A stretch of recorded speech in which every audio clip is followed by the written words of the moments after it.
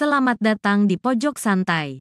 Sebelum Anda mendengarkan audiobook ini, kami menginformasikan bahwa channel ini adalah review audio dari buku yang ada di Indonesia. Untuk membaca keseluruhan buku ini, kami menyarankan membeli buku aslinya di toko buku kesayangan Anda, baik offline maupun online. Keberadaan channel ini dimaksudkan untuk membantu Anda mendapatkan pengetahuan dari buku-buku kesayangan Anda. Jangan lupa untuk subscribe, like, dan komen. Selamat datang di Pojok Santai, channel khusus yang membahas komik dan novel dengan cara asik. Ki Hok Bun menolak ajakan bekas 5 anak buahnya untuk ikut memberontak, dan akibatnya Ki Hok Bun pun diserangnya. Bisakah Ki Hok Bun menghadapi mereka? Yuk langsung saja disimak video berikut ini.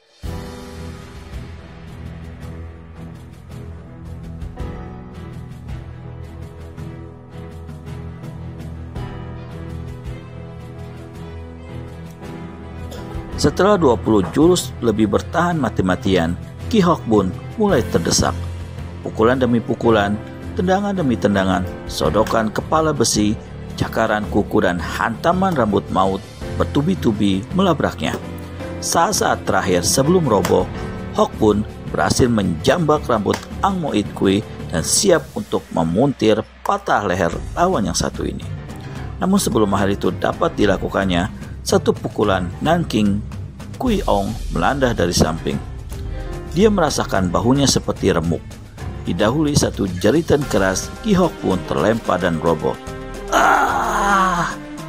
Tubuhnya penuh darah yang keluar dari bekas luka yang menguak di mana-mana. Dia sudah pasrah untuk mati. Karenanya dia berteriak, Manusia iblis keparat, aku tidak takut mati. Bahkan kalau kalian tidak membunuhku saat ini juga, kalian akan menyesal seumur hidup, karena pembalasanku lebih mengerikan dari apa yang kalian lakukan hari ini terhadapku. Nanking Kwi Ong menyeringai. Dia melangkah mendekati Hok Bun yang tidak berdaya. Sambil injak kepala orang ini, dia berkata, Mula-mula kami memang berpikiran bahwa manusia pengecut dan keras kepala sepertimu ini perlu disingkirkan dari muka bumi. Tapi mana kami puas kalau belum menyiksamu lebih dulu. Kau akan segera merasakannya. Dan belum habis kata-kata itu, tiba-tiba terdengar suara berteriak, Ayah, apa yang terjadi? Manusia-manusia jahat itu. Yang berteriak adalah Sun Bi, putra Hok Bun yang berusia 8 tahun. Anak ini datang berlari-lari dan menjatuhkan diri di tanah memeluk tubuh ayahnya. Tiba-tiba, satu tangan besar, kasar dan keras menjambak rambutnya dan menyentahkannya hingga Sun Bi terpekik kesakitan dan tubuhnya terangkat ke atas. Dia coba meronta, melepaskan diri, bahkan menendang Nanking Kwi Ong yang menjambaknya. Namun mana anak kecil ini sanggup melawan kekuatan manusia iblis seperti Buceng. Hei, Ki Hok Bun, seru Buceng. Manusia pengecut dan pengkhianat, teman sepertimu tak layak punya turunan. Karena pasti turunan itu akan menjadi manusia sepertimu pula. Kepala Buceng. Hok Bun coba bangun, tapi rebah kembali ke tanah. Kau hendak apakan anakku? Lepaskan dia. Napas Hok Bun menyengal dan dari mulutnya keluar darah. Kau lihat sendiri apa yang bakal terjadi dengan anakmu. Ini pelajaran bagus untukmu yang telah berani melawan Nanking Kwi. Lalu Buceng angkat tinggi-tinggi tubuh Sun Bi.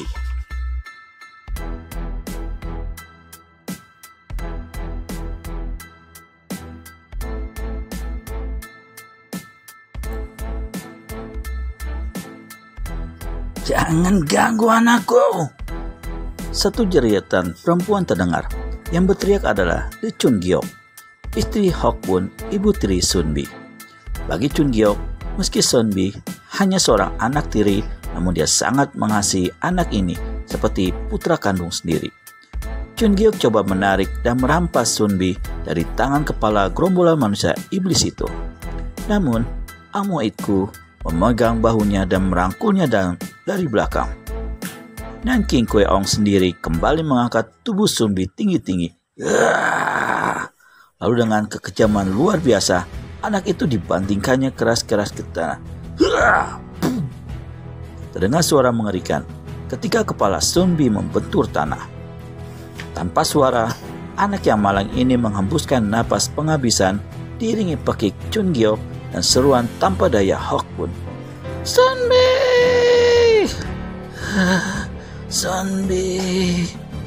Nangki Kweong alias Buceng tertawa mengekeh. Memandang pada Hok Bun yang hanya bisa mengutuk dan mengutuk.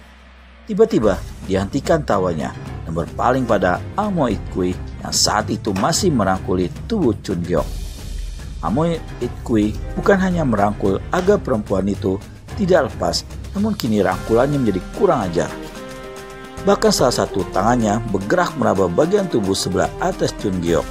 Sepasang mata Buceng kelihatan membesar sambil menyeringai yang mendekati kedua orang itu.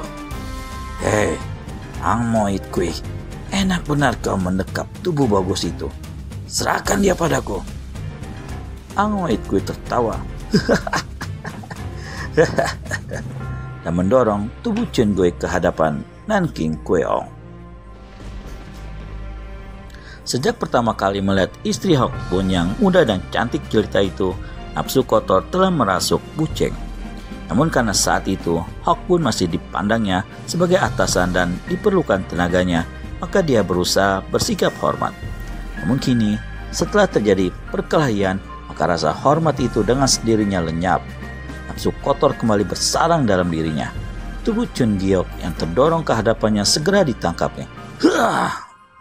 Ciuman beringas didarikannya bertubi-tubi ke wajah perempuan itu. Chun Geok meronta dan menjerit, coba melepaskan diri.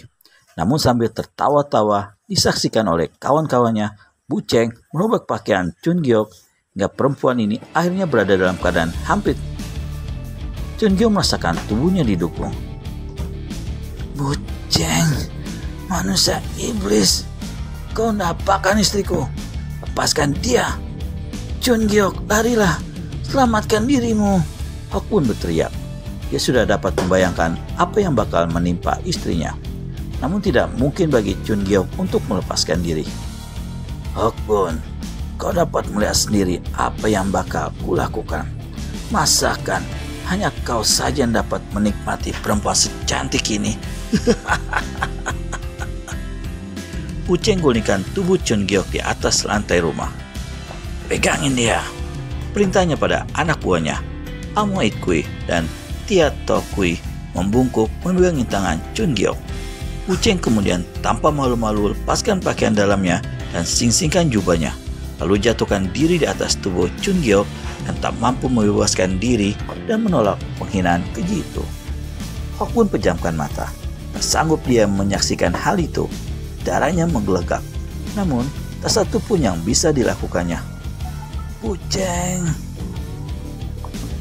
jangan terlalu termahak, berikan giliran padaku. Tui Hot Huemo berteriak dan tegak di belakang Buceng sambil menyingkapkan jubahnya. Buceng menyeringai. Ia berdiri sambil sekak keringat dan rapikan pakaiannya. Jangan takut sobat, kau segera dapat giliran. Tapi jangan lupa pada kawan-kawan. Begitulah satu persatu kelima manusia iblis itu melakukan perbuatan terkutuk atas diri dan Chun Geok hingga akhirnya perempuan ini pingsan tak sadarkan diri. Apa yang kita lakukan sekarang? Tanya Tia Tokui sambil usap kepala botaknya yang basah oleh keringat.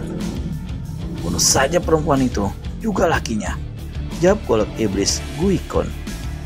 Ya, memang Hok Bun harus dibunuh. Kalau tidak, bisa bikin urusan berapi di kemudian hari. Menyetujui Amo Itkui. Betul. Saud Ning Kweong manggut-manggut. Tapi setauku, dia memiliki sebilah pedang mustika Kim Hok Kiam. Aku harus dapatkan dulu senjata itu. Buceng alias Nanking Kweong lantas melangkah mendekati Hokbun. Dia membungkuk dan menjambak rambut bekas perwira tinggi itu. Hei Hokbun, mungkin aku bisa membatalkan niat untuk menghabisi nyawamu saat ini.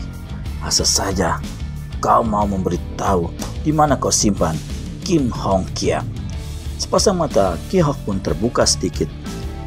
Oh, kau inginkan pedang itu, desisnya. Betul, dan nyawamu kuampuni. Bahkan mungkin akan kuberi beberapa batang emas untukmu. Cih, kau ambillah pedang itu di neraka kelak, kata Ki Hokbun lalu diludainya muka Buceng. Air ludah bercampur darah belepotan di muka Buceng. Gawat, apa kelak yang akan dialami Ki Hokbun karena perbuatannya itu? Temukan jawabannya di video selanjutnya hanya di channel Pojok Santai. Segera subscribe dan tekan tombol lonceng untuk mendapat notifikasi video terbaru dari kami. Oh iya, bagi kisanak yang ingin membaca online dan offline Wiro Sableng atau novel silat yang lainnya, bisa kunjungi Negeri Para Pendekar Blogspot. Terima kasih dan sampai bertemu kembali.